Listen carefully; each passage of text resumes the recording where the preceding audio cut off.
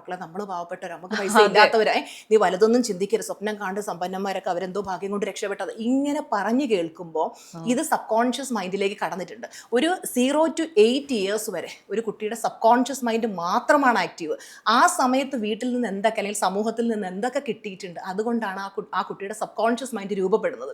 അപ്പം നമ്മുടെ ചെറുപ്പത്തിൽ അങ്ങനെ ഒരു മൈൻഡ് സെറ്റാണ് നമുക്കുള്ള. അങ്ങനെ വീട്ടിൽ നിന്ന് കിട്ടിയതെല്ലാം അതാണെങ്കിൽ നമ്മൾ വലുതായി എത്ര സമ്പത്ത് നേടാൻ നോക്കിയാലും നമ്മളിലേക്ക് വരത്തില്ല. അപ്പോൾ ഈ ഒരു മൈൻഡ് സെറ്റ്, നമ്മളതിനെ ആ ലിമിറ്റിംഗ് ബിലീഫ് എന്ന് പറയും, ആ ലിമിറ്റിംഗ് ബിലീഫുകൾ മാറ്റാനുള്ള ടെക്നിക്സ് ഉണ്ട്. അത് മാറ്റി കഴിയുമ്പോൾ നമ്മൾ സമ്പന്നനാണ് എന്ന് ചിന്തിക്കുകയും അഫർമേഷൻ ഒക്കെ പറയുകയും വിഷ്വലൈസ് ചെയ്യുകയും ചെയ്യുമ്പോൾ നമ്മുടെ ഉപബോധ മനസ്സ്, അതാണ് ഏറ്റവും വലിയ കാര്യം. ഉപബോധ മനസ്സിനെ നമുക്ക് റീപ്രോഗ്രാമിംഗ് ചെയ്തെടുക്കാൻ പറ്റും.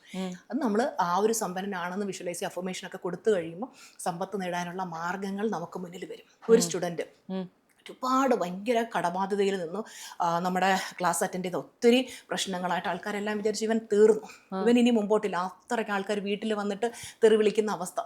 ആ അവസ്ഥയിൽ നിൽക്കുമ്പോൾ ആള് നമ്മുടെ ക്ലാസ് അറ്റൻഡ് ചെയ്യും, ഞാൻ പറഞ്ഞു കൊടുത്ത കാര്യങ്ങളെല്ലാം പ്രാക്ടീസ് ചെയ്ത് പെട്ടെന്ന് ആൾക്ക് ഗൾഫിൽ പോകാനായിട്ട് ഒരു അവസരം വന്നു. മാസം 1.5 ലക്ഷം രൂപ ശമ്പളം. ഇന്ന് ആ സ്റ്റുഡൻറ്റ്, ഞാൻ പറഞ്ഞു മനു എന്നാണ് പേര്, ആളുടെ സക്സസ് സ്റ്റോറി ഓൾറെഡി നമ്മുടെ യൂട്യൂബിലുണ്ട്.